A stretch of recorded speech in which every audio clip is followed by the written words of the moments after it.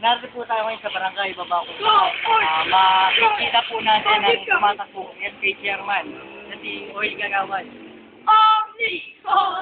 Ayun po, tama mga avid fans ni SK Chairman, Oil Kagawad. Siya po ngayon ang napuputo ng barangay Baba at parang siya ata ang mananalo at mangunguna sa pagiging SK Chairman dito sa barangay Baba. Ngayon kapanayan po natin si Oli Flores para itanong ko sa kanya kung ano ang mga plataforma niyang ilalatag para maging maayos ang galon ng mga paumuno dito sa barangay Baba.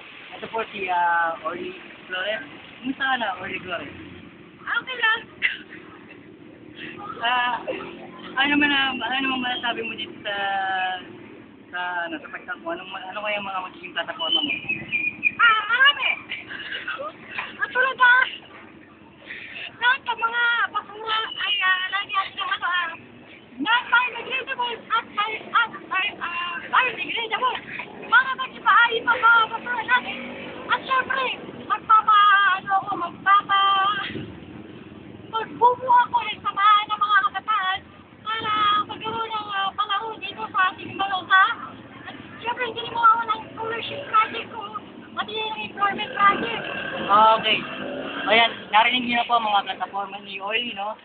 Meron pa tayong isang katanungan. Tingnan niyo po ang kanyang kasuotan. Mukha ba siyang tatakbong SK Chairman? Siyempre naman. Ang galing. Diba? Sapat mo sa kanya. Yun lang kung ba kami? Medyo.